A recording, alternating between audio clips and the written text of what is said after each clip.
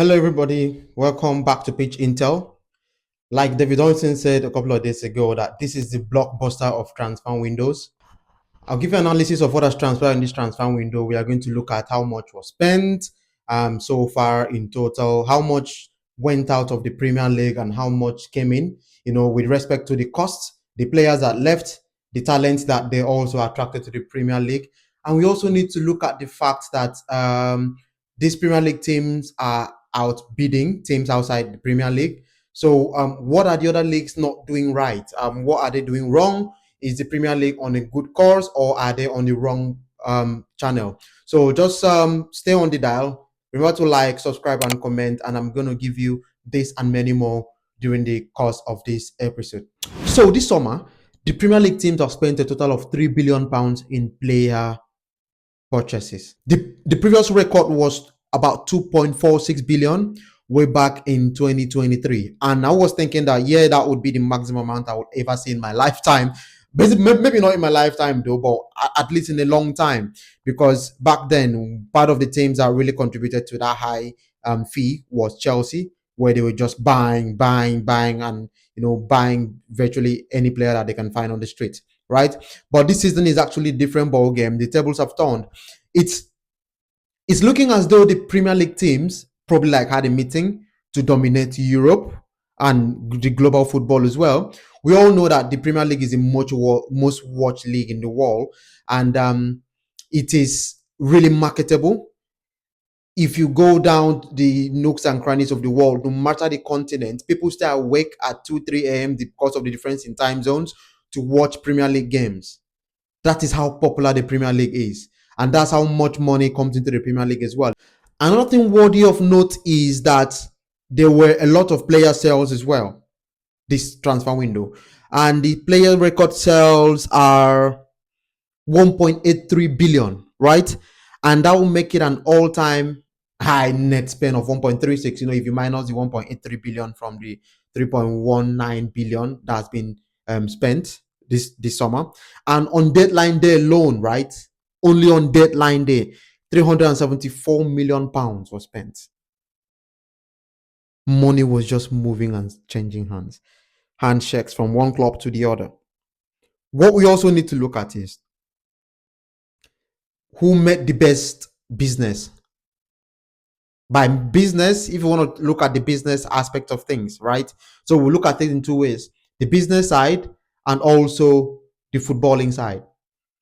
In the business side of things, so this will have a lot to do with the net spend, right? So in terms of net spend overall this summer, the net spend this summer is 1.4 billion. So sales, 1.8 billion sales, and the amount that was being spent in purchase was 3.2 billion. Okay. Next, we would now look at the Premier League has spent 3.19 billion. Yeah. How much was being spent in other European top 5 leagues? Let's look at that and get an insight to what I'm actually driving at. Okay. Now, after the Premier League, the second highest spending by a league was in the Serie A. They spent £1 billion. Next was Bundesliga. They spent £740 million in total. And of this 740 million, Bayer Leverkusen has spent about 172 million, Dortmund 87 million, Bayern Munich about 77 million pounds, or thereabout. La Liga spent 590 million. Ligue 1 spent 550 million, right? So amongst all the clubs in Europe, the Premier League spent 52% of the total transfer fees. That tells you how much power the Premier League has. The Premier League has now become more like the Canaan land of footballers. Every footballer that you would name playing in that top team, the Benfica, the Sporting Lisbons, the Bayer Leverkusens, name those other leagues around Europe, in Belgium as well.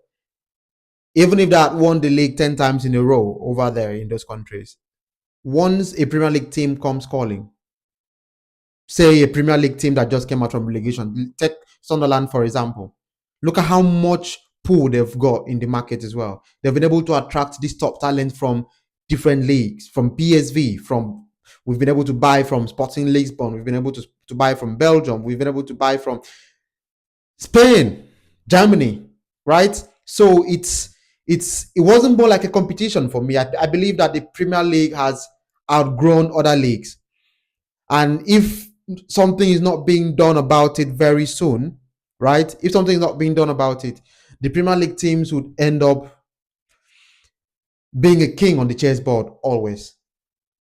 What do I mean by that? What I mean basically is that if a Premier League team is going for the same player alongside any other team in Europe, you would definitely choose England. You definitely choose England. So you don't end up blaming these players. And the clubs who are also trying to cash in on the wave that is actually happening now. So the Premier League is like the Saudi of Europe, if you want to put it that way. Yeah. Because on my analysis, I've taken time to look at this.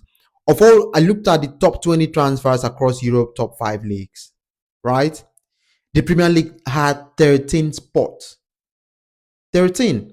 We had Liverpool, we had Chelsea, we have Arsenal, we have Newcastle, we have Manchester United, we have Nottingham Forest, we have Tottenham Hotspur, we have Manchester City. That is 8 EPL clubs that I just listed. Guess what? They make the top 8.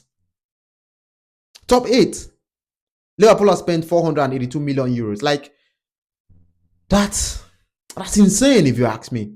So the only other club that crawled in to get the number 9 position was Bayern Leverkusen on number 9. And then Sunderland sneaked in. Sunderland made more purchases than Atletico Madrid. Sunderland made more purchases than Atletico Madrid. More purchases than Real Madrid. More purchases than AC Milan. More than Galatasaray. West Ham made more than Juventus. So you see, Everton was even number 20. Everton that didn't really spend much. If you want to look at the clubs that really spent money this summer, they didn't spend much. I mean, they managed to bring Grealish in on loan. So, how many clubs can afford to spend 446 million pounds like Liverpool did? Right? None. So, while we also want to look at the business side of things here, I think, from my opinion, Chelsea made the best business because they were able to make sales of over 300 million pounds this season. And that is excluding the fact that Nicolas Jackson has been sold to Bayern Munich on loan with an option to buy for about 70 million thereabout next summer. So have you seen? That's a lot of money. Now, I want to look at the top signings. Yeah, the top signings in the English Premier League. And let's have a look at it.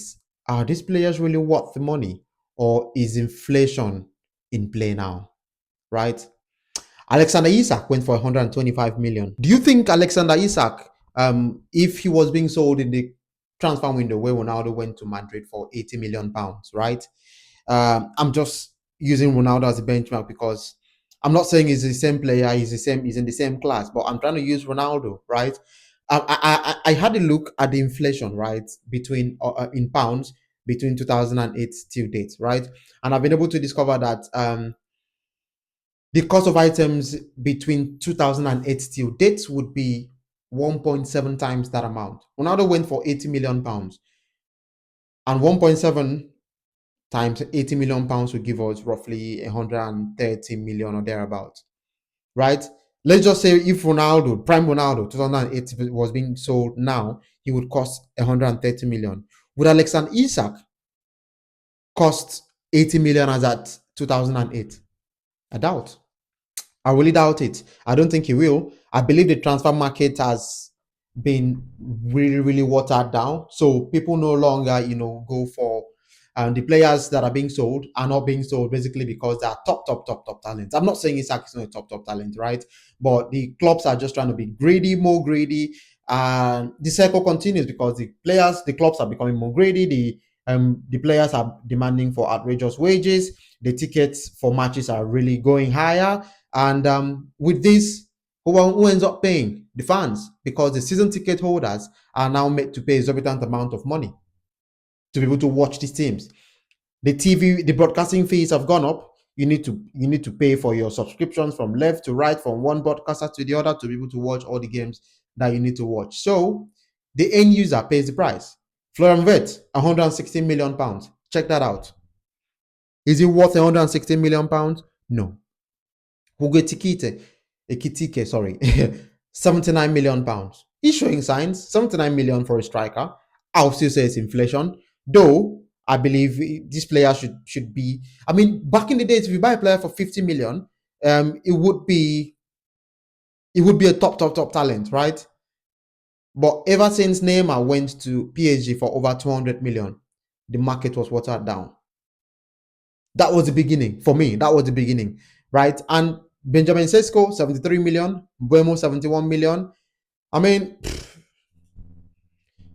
of all the purchases on there, I think Victor Gyökeres is actually the best buy because he has proven his worth. I mean, averaging a goal per game in the last 2 seasons. So he has proven his worth. So for him to be bought for 63 million is a fair deal for me. And Matheus Cunha, 62 million, João Pedro, 60 million. I mean, maybe they're buying the prospect. Not sure.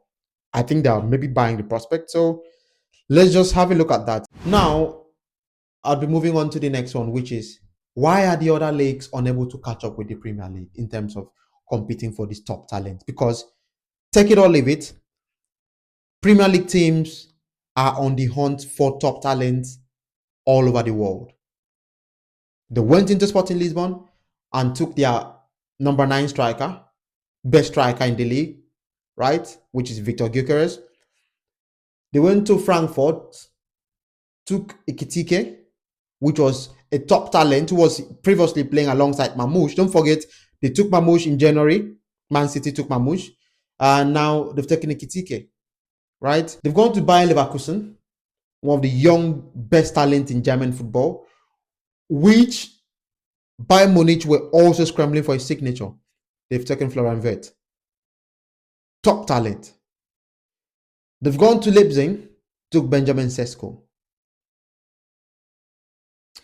They've gone to Stuttgart and they've taken Nick Woltemade. Right? So, why are these other leagues unable to compete? Don't forget, Zubimendi was wanted by Real Madrid as well. He came to Arsenal. So, these English teams are running riot. Why? Broadcasting revenue is a major reason. Let me explain. It might not be the normal, the normal sense of things, the way you understand it. Okay.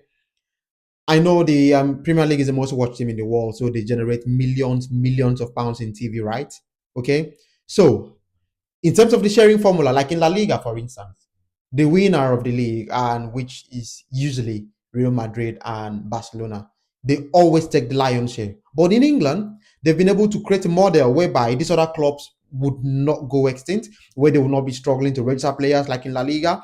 And they try as much as possible to make the sharing formula a bit even. So even the mid-table clubs in England earn more money than winners of La Liga. So you see, Sunderland has bought a lot of players. What they're trying to do is at least stay one more. If they can stay one more year in the league, they'll be able to sustain themselves. Right? This is the reason why when the players come out of relegation, the teams come out of relegation, they make these high-end purchases just so that they can, try and meet up with the other top dogs in the league. Next on the ladder is global brand and marketing power.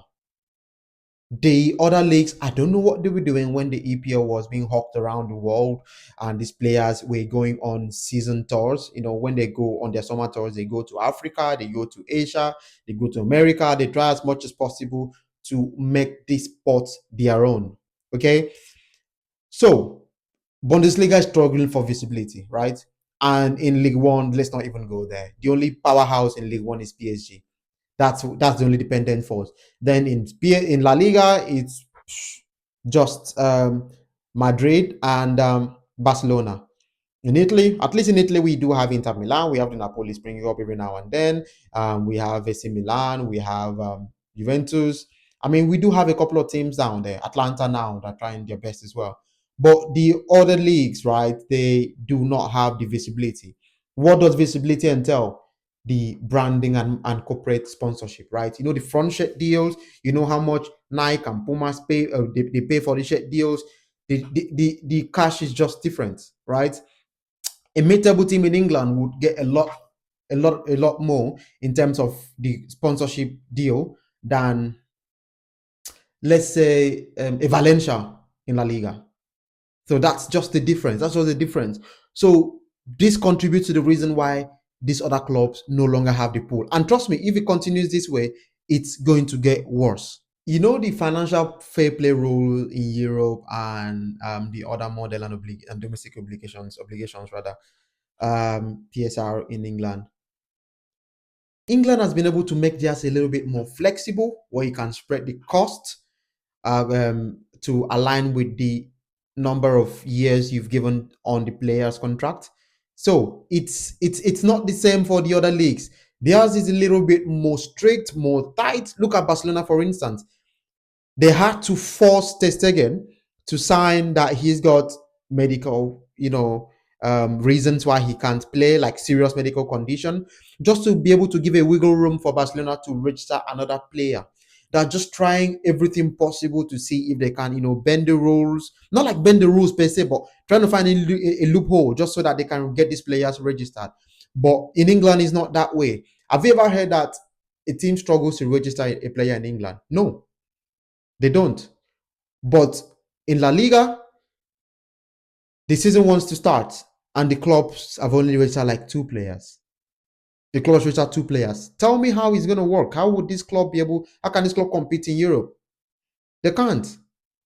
So they do, and they can't compete with in terms of salary because they would have serious salary caps for these players. So imagine a mid-table team in England coming to offer you a ridiculous amount of money to move from your lower league to, say, Crystal Palace or Brentford, for instance, and Valencia is calling you as well, or maybe Atletico Madrid. But the wage is not the same because at the end of the day, what do we play this football for?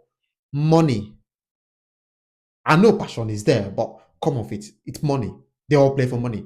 Because if not, why do they renew the terms of their contract? Why do they try to get more money from this club side if it's not about money? It's about money. Let's be fair with ourselves. You can lie to yourself, but you can lie to me. So it's money. So these three things are one of the core reasons why these football clubs are unable to, make it big with teams in England, right? It's just not fair. I feel something needs to be done about it. I know it's a domestic league governed by the Premier League, which is a company on its own, but there needs to be some sort of blanket rule that can make it a bit more even. Maybe the individual leagues still need to wake up because the EPL has done their bits. They've been able to market their league. Their league. They need to wake up as well. They need to hawk these leagues around. You need to travel. You need to make things work. Go to Dubai. Go to Asia. Go to these countries and play your season friendlies. Right. Try and be a little bit more flexible. And I wouldn't want to say this, but I think it might also have to do with maybe the ability of the league executives to open up themselves to try and explore new waters. And you would see that it's going to not bridge the gap per se. It might not be that close, but it would try to create some sort of balance. Okay. So basically this was all I have for you on this particular episode about the spending in the transfer window. So if this video was informative, educative, if you liked it, if you liked the way I delivered my video, just drop your comment for me, hit the like button, subscribe as well, and then I'll see you on the next one. Thank you.